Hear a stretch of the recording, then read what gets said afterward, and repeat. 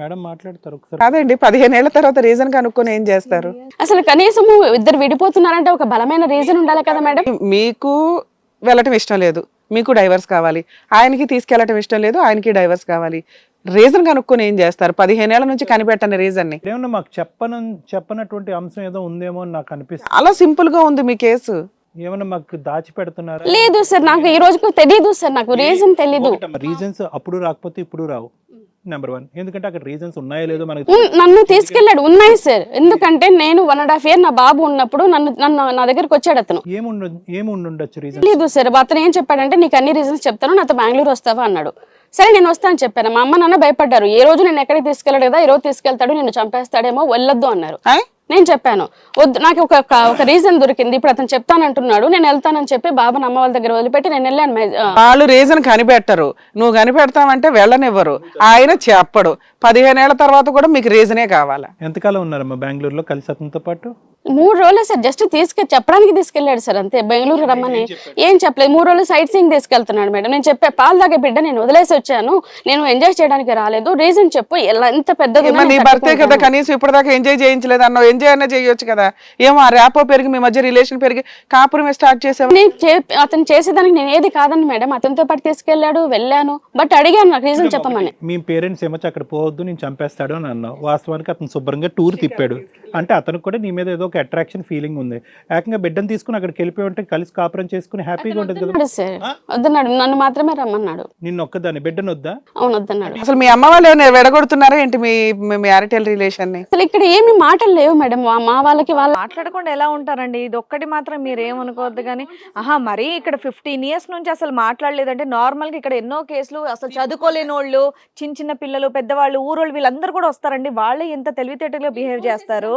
మీరు చదువుకున్నారు, మీ పెళ్ళయ్యే ఏజ్ కూడా మీరు 27 అంటే అప్పటికే మీరు వర్కింగ్, మీరు ఎన్నో మాట్లాడొచ్చు, ఎన్నో అడగొచ్చు, లేదంటే మీ సెల్ఫ్ డెసిషన్ మీరు తీసుకోవచ్చు. అమ్మ నాన్న కూడా అడిగాను మేడం, నేను మా అమ్మ నాన్న అడిగాను మేడం, అసలు మీరు కదా మాట్లాడరు, అత్తమామ మాట్లాడరు, హస్బెండ్ మాట్లాడరు, వాళ్ళు పట్టించుకోరు మేడం. నేను మా అమ్మ నాన్న అడిగాను, మీరు ఫోన్ చేసి కనుక్కోవచ్చు మేడం. నేను ఇప్పుడు మీరు ఎక్కడ ఉంటున్నారు? ఇప్పుడు ఓన్లీ మీరు మీ అబ్బాయి ఉంటున్నారు ఇక్కడ, అందరు ఇక్కడే ఉన్నారు మేడం, మా అక్క చెల్లి అమ్మ నాన్న అందరూ హైదరాబాద్, ఎవరి ఇళ్ళలో వాళ్ళు ఉంటాం. సరే ఫంక్షన్లు సండేస్ అలా అన్న వెళ్తారా? ఉండదు మేడం. ఎందుకమ్మా వచ్చారు హైదరాబాద్? అక్కడ చిన్న నాకు ఫ్యూచర్ బాగుంటుంది మేడం, అక్కడ స్కూల్లో జాయిన్ చేయించారా? జాయిన్ చేస్తాను సార్. ఇప్పుడు అతను ఎక్కడ ఉన్నాడు? అతను కాకినాడ అని చెప్పాడు సార్. రీసెంట్ గా January 1 మాట్లాడాడు. నేను అడిగాను అతన్ని, ఏమైనా మార్పు చెందిందా, కలిసి ఉందామా అని అడిగాను అతన్ని. అడిగితే అప్పుడు కూడా గొడవ చేశాడు. ఇప్పుడు డివోర్స్ ఒప్పుకున్నాడు అనే మాట ఎలా చెప్తున్నారు? అతను మెసేజ్ చేశాడు సార్, ఉంది సార్ నాకు మెసేజ్. అప్పుడు కూడా నా కొడుకుతో మాట్లాడాలన్నాడు. సరే వాడికి ఇచ్చే, వాడికి యాక్చువల్ గా ఇష్టం ఉండదు. మీ ఆయన ఫోటో ఒక్కటే ఉందండి? ఉంది, నేను ఆల్బమ్ తీసుకొచ్చాను మేడం. ఆల్బమే తెచ్చారా? మ్యారేజ్ ఆల్బమ్ లేదన్నారు. మ్యారేజ్ లేదు సార్, వీడి బర్త్డేకి వచ్చినప్పుడు ఉంది సార్, ఫస్ట్ బర్త్డేకి. ఆల్బమ్ అక్కర్లేదు మేడం. మీకు మీ వారికి జరిగిన కమ్యూనికేషన్ ఒకసారి చూపెట్టండి, వాట్సాప్ కమ్యూనికేషన్. ఇంకోటి అది కూడా ఇచ్చేమ్మా.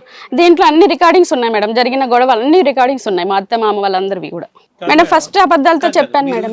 ఈ ప్రోగ్రామ్ లోకి రావడానికి మేము చాలా మందిలో మిమ్మల్ని సెలెక్ట్ చేసుకున్నాం. ఎందుకు మేజర్గా మీరు ఒక ప్రొఫెషన్ అని చెప్పి మేము సెలెక్ట్ చేసుకున్నాం.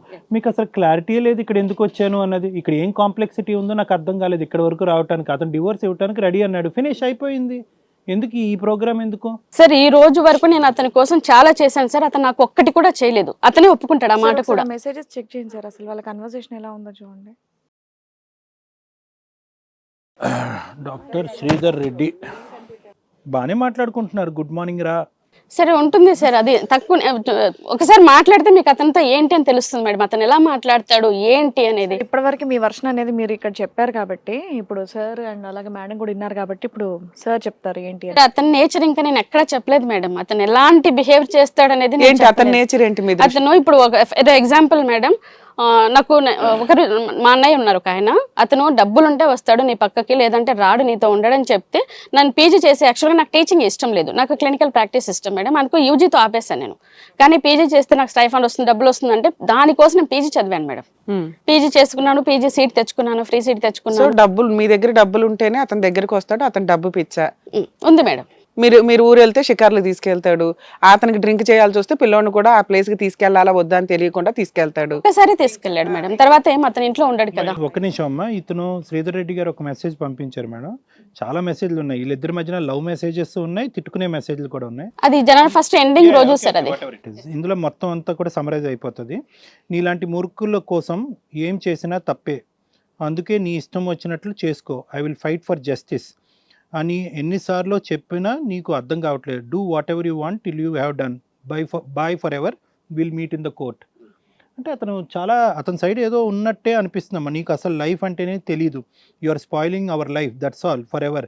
ఎందుకు ఈ మాటలన్నీ వచ్చినాయి దీనిపైన? లేదు సార్, పైన ఉండండి సార్, పైన కూడా చూడండి సార్, అన్ని ఉన్నాయి. ఇవన్నీ డిలీట్ అయిపోయినాయి కదమ్మా. ఫోటోస్ సార్ అవి అతనే డిలీట్ చేసుకున్నాడు, నాకు పంపించి మళ్ళీ అతనే డిలీట్ చేసుకున్నాడు. ముందు చూడండి సార్, నేను పెట్టిన మెసేజెస్ అన్ని ఉన్నాయి, ముందు ఇంకా పైన ఉన్నాయి సార్, ఇవమ్మా అన్ని చూడొచ్చు సార్. ఒక నిమిషం అన్నీ అక్కర్లేదమ్మా.